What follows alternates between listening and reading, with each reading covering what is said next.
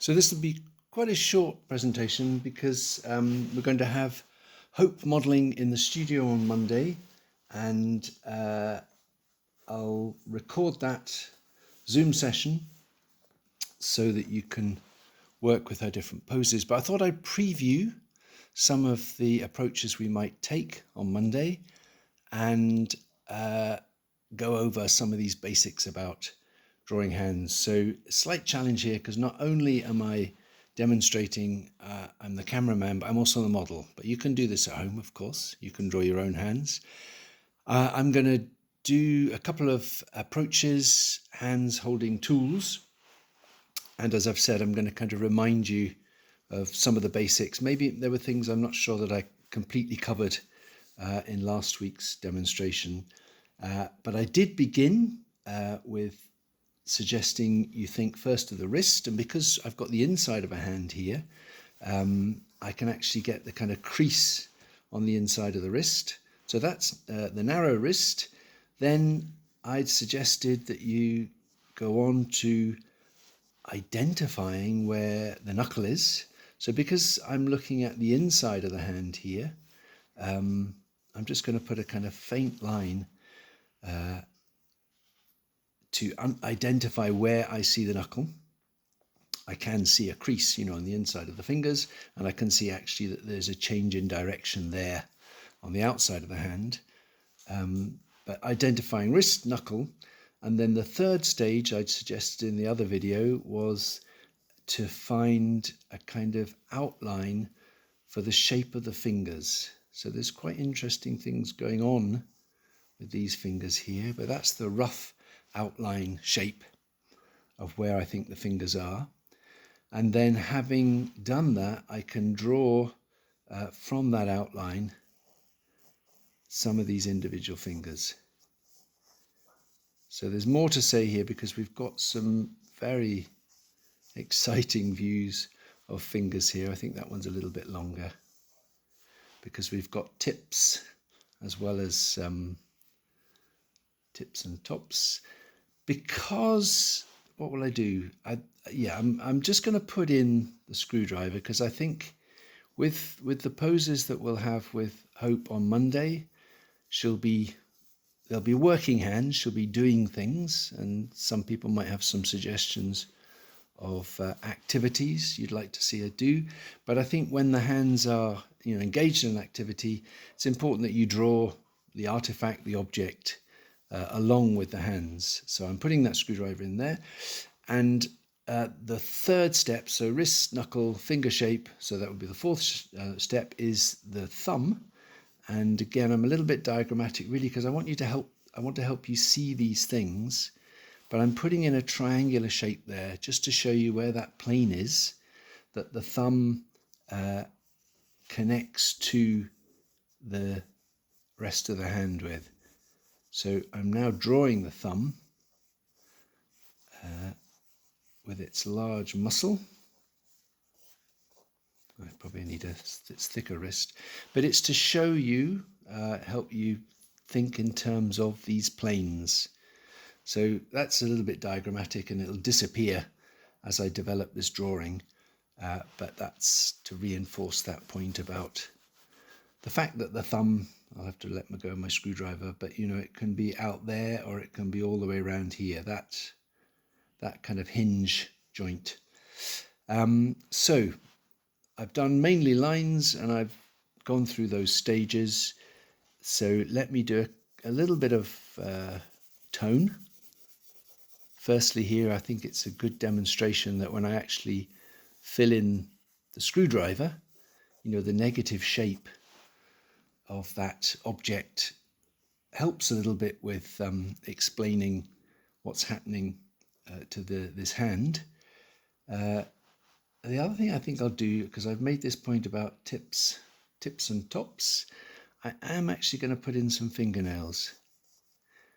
Now this obviously raises another point, which is, how detailed do you want hands to be? And I think part of the exercise of this project of dealing with working hands is going to be finding the right level of detail, of observation in the hands that you draw. But I think for this stage, certainly for what I'm doing here, I just want to guide you in drawing some good hands. And I think once you've sort of mastered or become more confident with constructing hands, then you might find it easier to abstract, simplify, edit, and so on. So I would really like to look at my hand with my eyes half closed and just shade in a little bit of tone. It's not brilliantly lit, this hand, I have to say, but I just want to be able to demonstrate to you that I can find a sort of dark interior here, and I probably should take away my plane, because actually when I look more closely, I think it's more that this side of the thumb has some shadow on it, and that triangular plane, which I talked about, is probably a bit lighter. Anyway, there we go. I think that's all I want to do with that hand. That was repeating some of those steps that I said about wrist, knuckle, finger shape and thumb. And then I'm going to take a different approach for another hand. Okay, so this is mildly excruciating, trying to hold this position and draw. But I wanted to just take a different approach, and that is one of putting down some shapes. So looking with my eyes half closed and using the side of my charcoal. So all those things I've said about the structure of the hand, I am thinking of them, but I think it's quite good to see how perhaps a tonal approach of just looking at shapes might also be very helpful for people, particularly when it comes to this business of abstracting the hand. So I've put down that as my main shape, and I'm then going to, if this doesn't all slide away, just try and develop some of these tonal shapes into something with more of a range. As before, I need to get the object in, the pencil. So I think that is quite a nice demonstration, actually. That hand is beginning to make some sense. If my paper doesn't move around too much, I can do a little bit of smudging. That would be helpful. And then I might even go on to putting in some lines or some marks. So, in terms of wanting to depict, and actually the shadow is important, and there's a few points that I meant to make. I'm not sure that I've always made them with these demonstrations. I think I've said about the negative shape, what the object that's being held, but also, the shadow cast by a hand, or whatever is around the hand, is often a better way of defining the hand than necessarily the hand itself. So yes, I'm doing a little bit of adjusting of the light and shade, but just working with the side, working with shapes. As I've said, I'm going to get a much more abstracted hand, and I can also begin to lift off a little bit of light. I probably won't and don't need to indicate fingernails. That's not quite right. I need a change in the direction of that joint. What I am happy with, and this is a point I meant to make, I'm not sure if I've made it, is the slightly pointy shape of that thumb. It often really helps to slightly exaggerate the sort of pointy shape nature of fingers and thumbs. It helps give them direction and stops them looking like bananas. and so on. So actually I've made it go out, but it doesn't really go out that much because there's a bit of a joint there. Anyway, what I'm trying to develop here then is going from those simple shapes and just adding a few either accents or, if you like, highlights, just to see how they explain or refine this hand.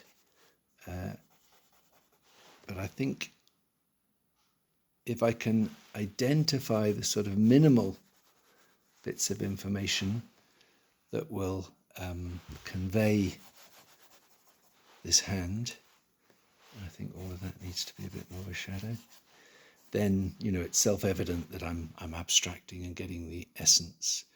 Okay, so that was reasonably successful. It actually was kind of better at the beginning, but I have excuses, and the main one is that I have to look at the screen as well, rather than look at my hand, because it's totally different from my point of view. So there we go. That's a different approach, putting down shapes, but still thinking in terms of there's the wrist, there's the knuckle, this is the finger shape, and the thumb was on that sort of hinge attachment. Okay, so I hope that's enough. You might want to practice a bit with your own hands. Try mirrors as well, because then you don't have to do excruciating things. You can quite easily get a different view of your left or right hand. Okay, so see you soon. Cheerio.